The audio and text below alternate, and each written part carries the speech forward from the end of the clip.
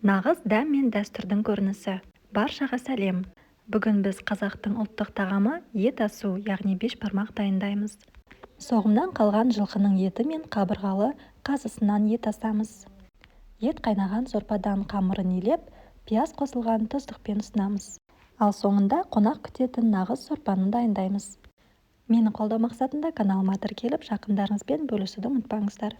Ең алдымен үлкен кастрөлімізге су құйып, етімізді пісіріп аламыз. Біз сүрленген жылқының еті мен қабырғалы қазысын қолдандық.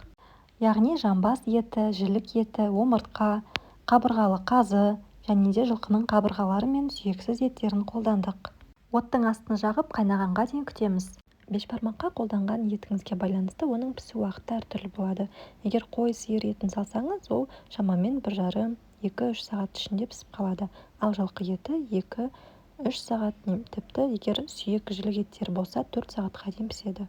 Біздің қабырғалы қазымыз үлкен ыдысымызға сыймады, оны бөлек кастрөлімізге қайнаттық.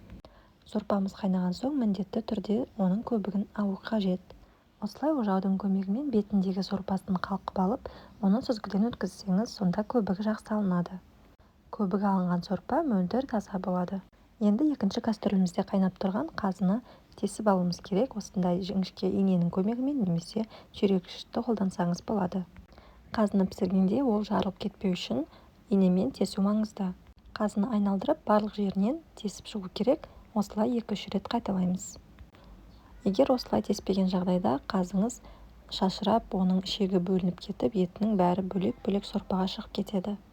Жылқы етінің сорпасын қайнатқан кезде оның көбігі өте көп шығатын болады, майда-майда болып шығады, сондықтан оны қайта-қайта сапырып алып алуымыз керек. Және де үлкендердің айтуынша, көбік алынған сорпаны қайта-қайта сапырып жіберу керек, сонда сорпамыз өте дәмді болып піседі. Міне 2-3 сағат көлемінде біздің етіміз жақсылап пісті. Енді оларды сорпадан сүзіп алып, шарамызға салып, бетін жауып қоямыз.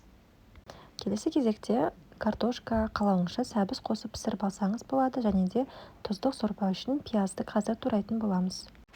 Тұздық пияз сорпа үшін осылай пиязды жіңішке жалпақ етіп тураймыз.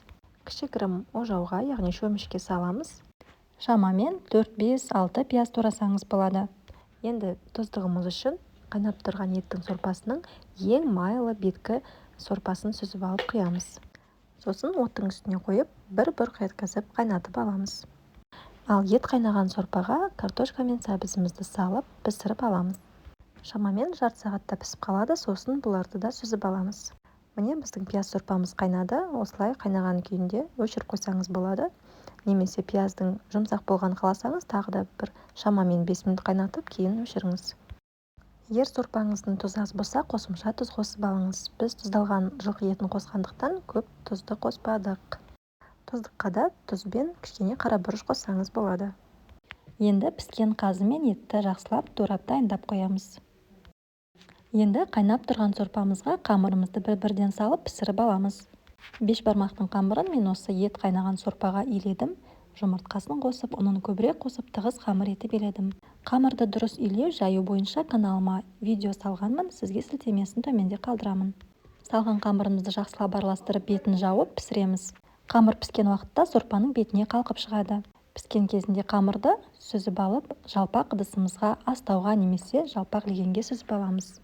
Қамырымыз бір-біріне жабыспау үшін осы майлы сорпамызды, тұздығымызды құйып шығамыз. Пияз сорпаның жартысын қамырға, жартысын еттің үстінен құятын боламыз. Енді туралған қазы мен еттерді бетіне қоямыз. Сүйек еттерімізді де қойып шығамыз. Және де піскен картоп пен сәбізімізді салып шығамыз. Енді бетінен алып қалған пияз сорпамыздың жартысын құйып шығатын боламыз. Майлы пияз сорпаны қамырдың бетіне құйған кезде қамырдың арасына жақсылап араластырып кіргізіп жіберу керек, сонда қамырлар бір-біріне жабыспайтын болады. Ендігі кезекте бешбармақтан соң берілетін сорпаны дайындаймыз. Ол үшін егер пияз сорпаңыз қалған болса, 1-2 ожау тұздығымыздан қосамыз, және де ет қайнаған сорпамыздан табағымызға толтырып құямыз. Сосын сорпамыз дәмдірек болу үшін жарты лимонды майда ұсақ етіп турап саламыз. Сосын сорпаңызға айран қатып ішсеңіз, өте дәмді болады. Айранның мөлшерін өз қалауыңызша қосыңыз. Және де қосымша дәміне қарай тұз бен қара бұрыш қосыңыз. Енді жақсылап ожаумен сапырып жіберіп, қонақтарыңызға ұсынсаңыздар болады. Қажет болса жылытып ыстықтау етіп ұсыныңыз. Ет тамақты жеп болған соң шай немесе сусынның орнына осы сорпаны қонақтарыңызға ұсыныңыздар. Өте тойымды, дәмі ерекше, пайдалы сорпа.